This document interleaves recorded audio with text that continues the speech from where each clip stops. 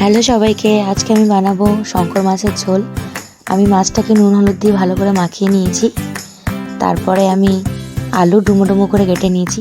মশলার জন্য নিয়েছি 2টো মিডিয়াম সাইজের পেঁয়াজ, টমেটো, আদা, রসুন। তারপরে আমি মশলাটাকে ভালো করে বেটে নেব।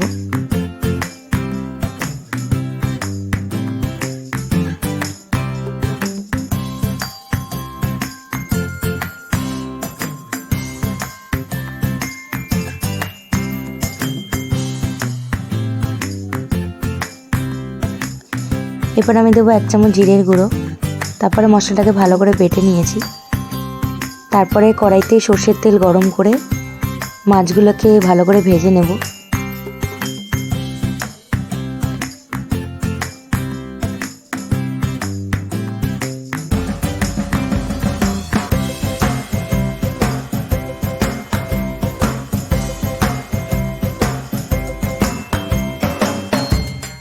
মাছগুলোকে হালকা করে ভেজে নিয়েছি।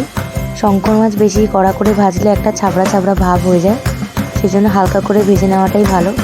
এরকম করে আমি বাকি মাছগুলো ভেজে নেব। এরপর আমি আলু ভেজে নেব। আলুটাকে নুন হলুদ দিয়ে মাখিয়ে রেখেছিলাম। মাছ ভাজার তেলেই আমি আলুটাকে ভেজে নেব। এরপর আমি তেলের মধ্যে আরেকটু সামান্য সর্ষের তেল দিয়ে এরপর আমি দিয়ে দেবো ফোড়ন, সাদা জিরে, তেজপাতা, গোটা গরম মশলা। গোটা গরম মশলা আছে এলাচ আর দারচিনি। বেশি গরম মশলা আমি দেবো না, কারণ মাছের গন্ধটা নষ্ট হয়ে যাবে।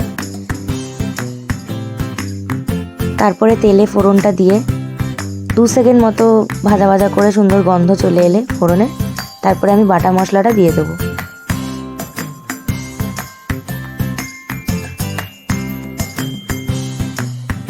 বাটা মশলাটা দিয়ে তারপরে দেবো হচ্ছে স্বাদ মতো নুন। তারপরে দেবো হচ্ছে হলুদ গুঁড়ো। তারপরে দেবো স্বাদ মতো লঙ্কার গুঁড়ো। যে যেরকম ঝাল খায় সে সেরকম দেবে।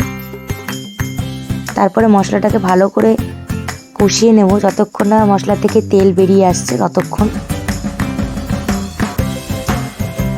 মশলা থেকে তেল বেরিয়ে এসছে, ভালো করে কষানো হয়ে গেছে।